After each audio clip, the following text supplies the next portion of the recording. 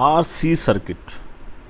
अब रेजिस्टेंस और कैपेसिटेंस लगा दिया, कैपेसिटर लगा दिया हमने सीरीज़ में एसी वोल्टेज के साथ, ठीक है। तो यहाँ पर देखो ये डायग्राम जैसे हमारा पिछला था वैसे ही है। कुछ पोटेंशियल ड्रॉप हमारी रेजिस्टेंस में होगी जिसे हमने बोल दिया वी आर, कैपेसिटेंस में होगी इसे बोलेंगे वी सी। तो टोटल पोटेंशियल हो गई V R plus V C. Done. फिर याद रखो मैंने आपको करंट का बताया था कि करंट रेजिस्टेंस में वोल्टेज के साथ फेस में रहता है, हमने ऐसे ही रखा। लेकिन कैपेसिटेंस के केस में करंट लीड करता है, क्योंकि हमने करंट को हॉरिजॉन्टल एक्सिस पे रखा हुआ है, तो वोल्टेज उसके मुकाबले लैग कर रही है। करंट लीड कर रहा है, इसका मतलब वोल्टेज लैग कर रही है, वोल्टेज पीछे चल रही है, 90 डिग्री पीछे चल रही है। इसलिए वोल्टेज को हमने ऐसे पीछे नीचे की तरफ बनाया एंगल। यहाँ तक कोई दिक्कत तो नहीं है? ओके।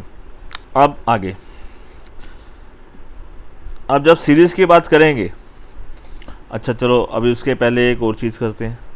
अगर यहाँ मेरी वी आर है और ये मेरी वी सी है, हैं, ये मेरी वी आर है, ये है वी सी, तो नेट रिजल्टेंट तो यहाँ पर होगा, ठीक है ना। तो ये होगा V, तो V इक्वल टू क्या हो जाएगा? फिर अगर आप वेक्टर लॉ याद करो तो क्या हो जाएगा? V is equals to V R का स्क्वायर प्लस वी सी का स्क्वायर रूट, वी आर का स्क्वायर प्लस वी सी का स्क्वायर रूट। डन। पाइथागोरस से तो लगेगी।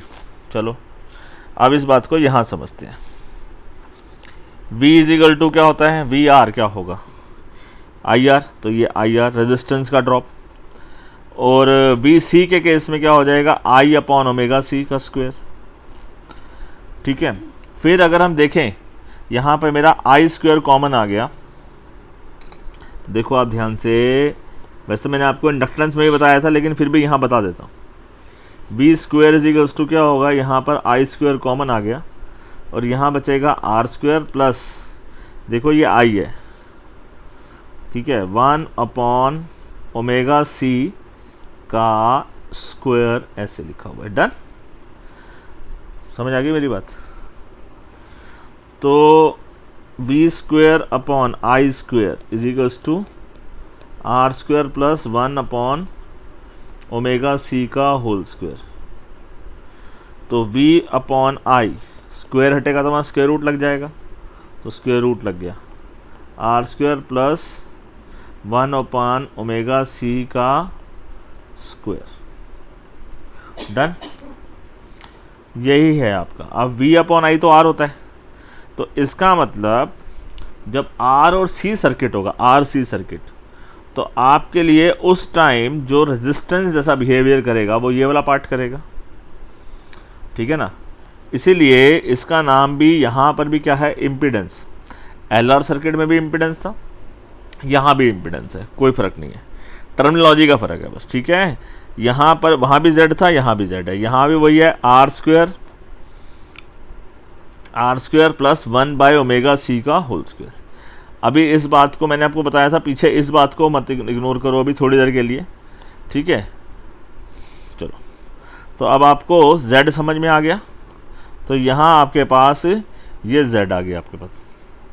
नाउ अब टेन थीटा, टेन फाई का मतलब जो है फेस एंगल, नेट रिजल्टेंट जो है वो कैसे बिहेव करेगा वो आप यहाँ पर देख सकते हो। देखो आपका करंट तो हॉरिजॉन्टल डायरेक्शन में ही है ना, तो ये वाला एंगल हो गया ना आपका फाई, तो ये एंगल कैसे निकलेगा? Perpendicular upon base, perpendicular V C है, बेस वी आर है, तो V C upon V R जो होगा वो टेन फाई होगा, ठीक है। और कॉस फाई निकालना हो तो base upon hypotenuse, V R base है और हाइपोटेन्यूज वी है, कॉस फाई भी निकाल सकते हैं, तो कुछ भी टेन फाई या कॉस फाई, जैसा भी आपकी इंफॉर्मेशन हो ना।